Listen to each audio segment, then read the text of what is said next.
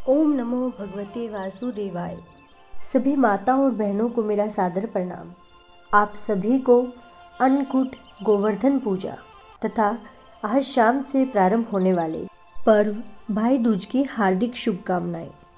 आज की इस वीडियो में हम कार्तिक मास महात्म्य के अध्याय 17 की कथा का श्रवण करेंगे, जिसमें अन्नकूट गोवर्धन पूजा तथा भाई दूज का पर्व क्यों मनाया जाता है, किस विधि से मनाया जाता है तथा ऐसा करने से क्या होता है, इन सभी कथाओं का वर्णन मिलता है। तो चलिए कार्तिक मास महात्म्य के अध्याय 17 की कथा का रसपान करते हैं। राजा पृथु को कार्तिक मास की अमावस का पूरा महात्म्य बताने के बाद नारद जी ने पूछा, हे राजा पृथु, क्या तुम्हारा मन अभी भी किसी प्रश्न से विचलित है?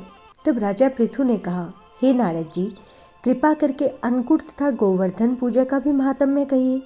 तब नारद जी कहने लगे कि कार्तिक सुदी एकम को गोवर्धन पूजा तथा अन्नकूट होता है। इस दिन पृथ्वी पर गोबर को गोवर्धन बनाकर उसका पूजन करें, फिर अन्नकूट बनावे। पहले ब्राह्मणों को भोजन करावे, फिर स्वयं भोजन करें। गो तथा वृषभ यानी बैल का पूजन करें। दिन के तीसरे भाग में मार्गपालिका बांधें। इसी दिन जामात्र यानी जवाई का भी पूजन होता है। पृथु पूछने लगे कि हे नारद जी, सर्वप्रथम यह पूजन किसने किया, यह कहिए। तब नारद जी बोले कि समुद्र मंथन के समय जब लक्ष्मी जी समुद्र से उत्पन्न हुई, तब वे विष्णु से ब्याही गई। इससे आनंदित होकर समुद्र ने भगवान की स्तुति की। तब विष्णु ने कहा कि वरदान मांगो। यह सुनकर समुद्र ने कहा कि हे भगवान, आप लक्ष्मी जी सहित मेरे यहाँ निवास करो। तब विष्णु जी ने कहा कि ऐसा ही होगा जैसा तुम चाहते हो। उसी दिन से दामाद का पूजन आरंभ हुआ है। जो कोई भी कार्तिक सुदी एकम को दामाद का पूजन करता है, वह सभी पापों से छूट जाता है। आगे नारद जी कहते हैं कि हे राजन, कार्तिक शुक्ला दूज को यम द्वितीय कहते हैं। इस दिन यमुना जी में स्नान करके यमराज का पूजन करते हैं। इस दिन भाई अपने घर भोजन ना करके अपनी बहन के घर भोजन करे। अपनी बहन ना हो तो गुरु की कन्या भी बहन के समान होती है, अतएव उसे ही बहन माने। उस दिन बहन अपने भाई को तिलक करा के भोजन करावे। भाई भी अपनी श्रद्धा या सामर्थ्य के अनुसार उसे दक्षिणा दे। इतनी कथा सुनकर राजा पृथु ने नारद जी से पूछा कि हे नारद जी, सब क्षेत्रों में उत्तम क्षेत्र कौन सा है? नारद जी कहने लगे, राजन, सब क्षेत्रों में उत्तम गंगा तथा यमुना का संगम है, जिसमें स्नानादि करने की ब्रह्मा आदि देवता भी इच्छा करते हैं। गंगा के स्मरण मात्र से मनुष्य के अनेक पाप नष्ट हो जाते हैं। गंगा जी में स्नान करने से मनुष्य के पाप नाश होकर कई कुल परमपद को प्राप्त हो जाते हैं। गंगा स्नान की अभिलाषा करने से मनुष्य अनेक जन्म के पापों से मुक्त हो जाता है। यह समस्त संसार माया रूपी बंधन में ही तो बंधा हुआ है, मगर गंगा इस माया रूपी बंधन को काटने वाली है।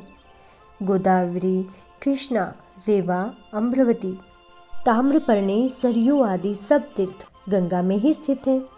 काशी क्षेत्र भी सब क्षेत्र में उत्तम है। जहाँ देवता वास करते हैं, वह मनुष्य है जो अपने कानों से काशी क्षेत्र की कथा सुनता है।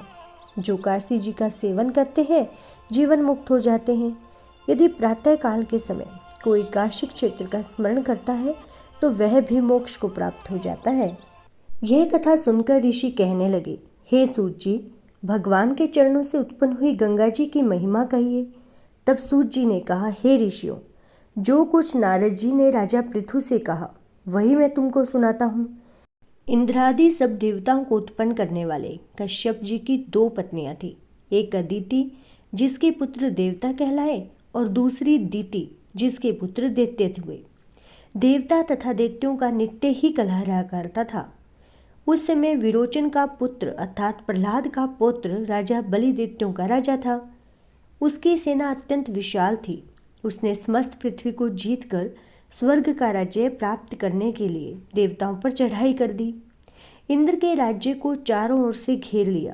देवता भी युद्ध करने के लिए बाहर आए। तब अत्यंत घोर संग्राम हुआ। एक दूसरे पर प्रहार करते हुए कई वर्ष बीत गए। इसके पश्चात दैत्यों को बल बढ़ते देखकर देवता मैदान छोड़कर भागने लगे।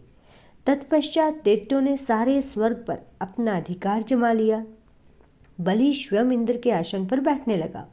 साथ ही देवताओं के समस्त कार्य अपने राक्षसों के अधीन कर दिए। यज्ञ की बलि भी आप ही लेने लगे।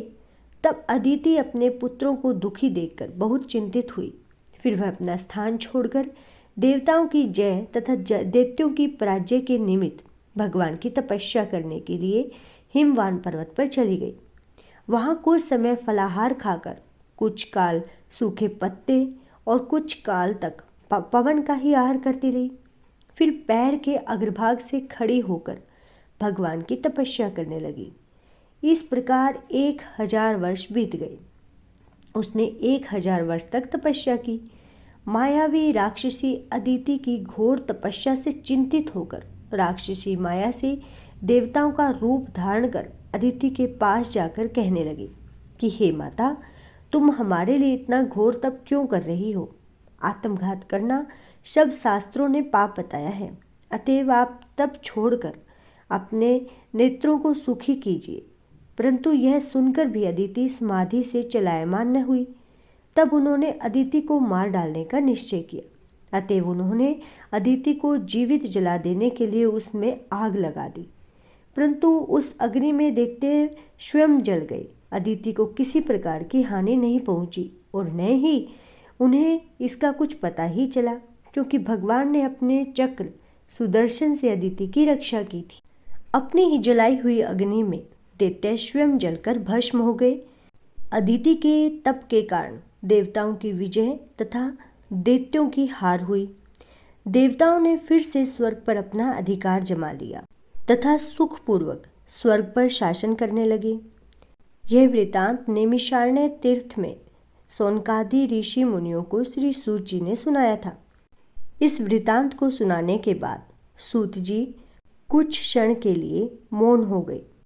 आगे के वृतांत का वर्णन अध्याय 17 की कथा में मिलेगा। इसे सुनने के लिए हमसे जुड़े रहें तथा अपने इस चैनल को सब्सक्राइब करें। धन्यवाद।